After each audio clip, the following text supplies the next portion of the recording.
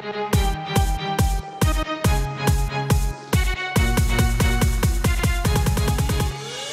I'm Julie Farkas, Director of the Novi Public Library, and welcome to Let's Read. This is our second episode, our summer edition, and I'm here with our wonderful Superintendent of Novi Community Schools, Dr. Steve Matthews. Doc, thanks for meeting me I'm today excited to be here. Joining me for some more stories that we can share with our wonderful audience. I know that you're going to be focusing on fiction. Yes. And what's the age group that you have brought these titles for? These are probably students in grades 4 through 8. Okay, so you have some good titles. Why don't you start? What's your first book? My first book is called Garvey's Choice, and Garvey's Choice is about a young boy named Garvey, and it's really it's told in his voice, and it's about him and his reflections on life, especially his reflections on his relationship with his dad. But Nikki Grimes is the author, who is a really well-known writer.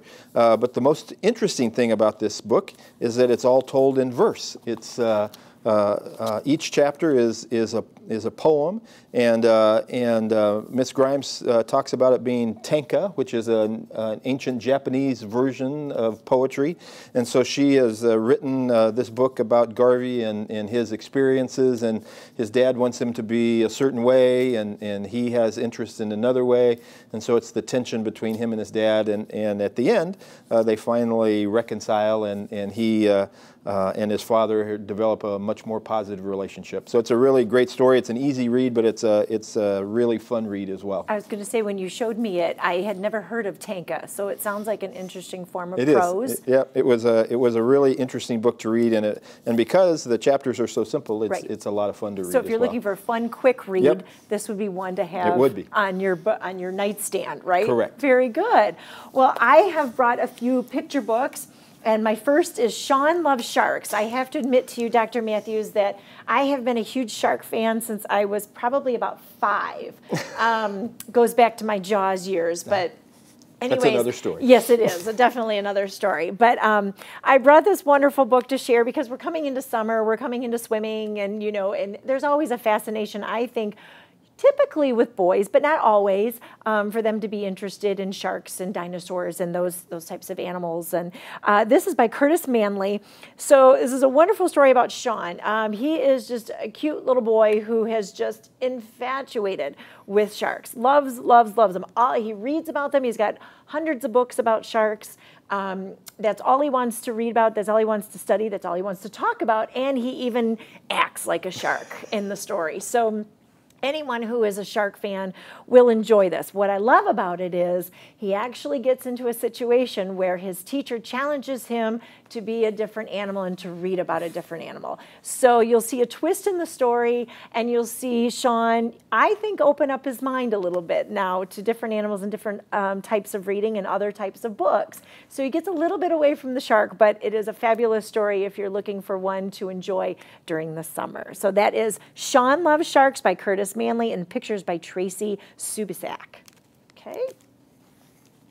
And what do you have next? My second book is called Short, and Short is a good summer book because it's about a young girl, Julia, and her summer experience in a theater company. Ooh. And so they do The Wizard of Oz over the summer. Her mom signs her and her brother up to participate in this summer experience, and she's not very excited about it because she wanted to do other things in the summer, but she learns to be that it's a great thing to do, and she learns she has a talent and an interest in an area that she didn't think she had a talent and an interest in.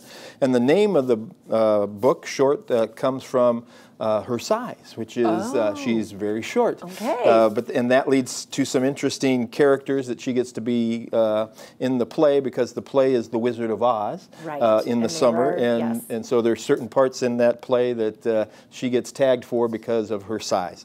And what's her response to that? I'm initially, she's not very excited about that, but she learns to embrace it because she gets to be one of the flying munchkins, and so she gets to fly in the play, and so she's very excited about that.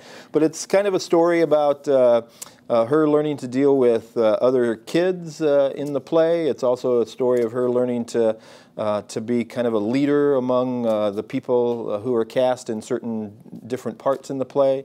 And it's a story about her learning that she has should have more confidence in who she is and what she can do. So it's really quite a good story. So this is Short by Holly Goldberg Sloan. I would think that it would also segue right into the Wizard of Oz itself, too, it would. if someone hasn't. Yep. And that's such a long time ago story that I'm sure there's lots of kids that haven't even read that as well. So then it might even spark that interest. Yep, it would lead right into that. Awesome, very good.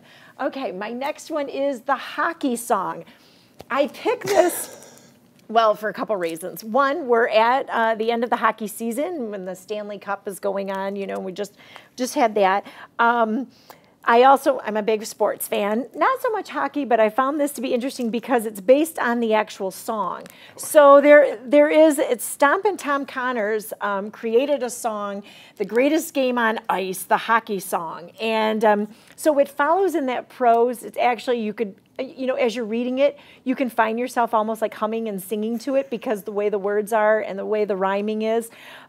Great story about, dad and son getting out there, having some time together, and then obviously the best team winning at the end. So it's a great story. This is pictures by Gary Clement, who has done other work, and I have to say the illustrations are beautiful in the book. And then again, it's taken the music from Stompin' Tom Connors, which was the hockey song. And if anyone is involved in hockey or knows it, this is a historical piece of music that people will, chant at games for years and will continue to. So the hockey song is one to maybe cool you off during the summer while you're reading. I'm going to go with another one. How about Everyone Loves Cupcake? Oh. So this story, and it's by Kelly DiPuccio, pictures by Eric White. I love this one. She's a Michigan author, so that intrigued me. Great story about Cupcake and the fact that she's so determined to do everything right. She's always worried about being perfect.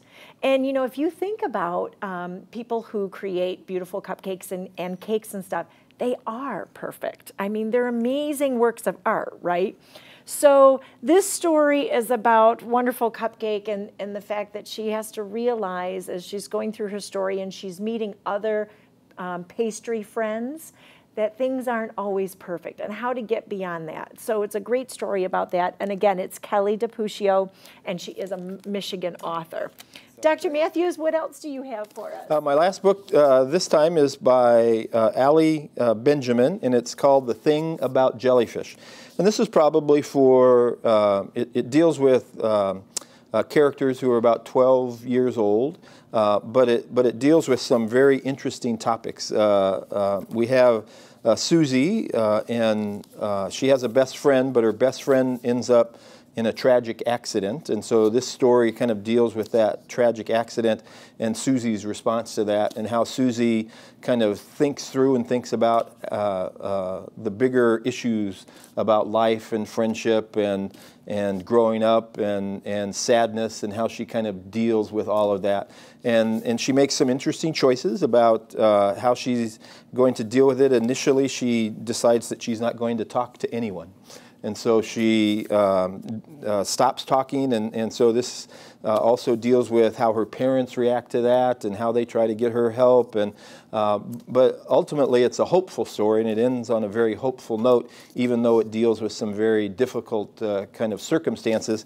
And it is one of my favorite stories, and so I would encourage people, parents and their children, to read this together. I was going to say, parents might enjoy this just as much, too, with reading with their children. Wonderful. Well, that sounds like a great one to also pick up this summer.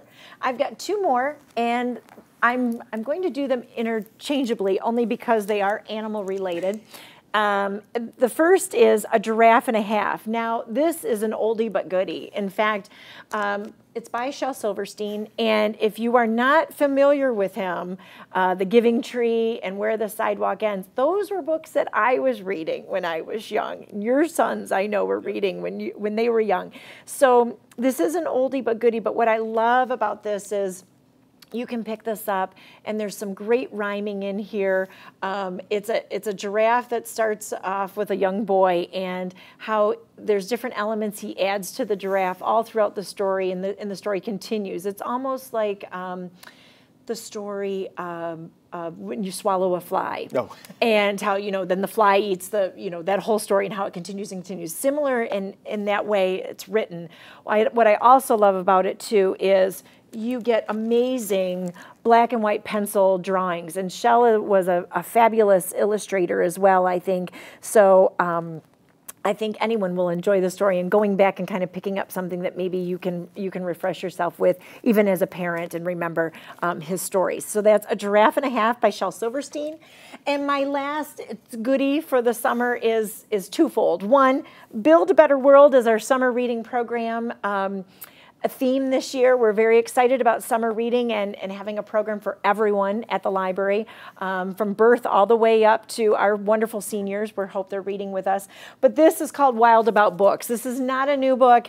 This is a fabulous story about a librarian who moves her library into the zoo, and what happens with these animals as they interact with different stories that the librarian, who's Molly McGrew, gives to these animals. So she's passing out, you know, the mysteries to the monkeys, and she's got science fiction for snakes, and they're reading them and how they interact with books in their zoo and how that relationship forms. So I welcome anybody to get wild about books this summer. Dr. Matthews, thank you so much for joining me and sharing some new stories with our wonderful audience, and hopefully you will enjoy reading this summer. I will. And we hope that everyone at home has a good time reading and gets a chance to visit the Novi Library this summer.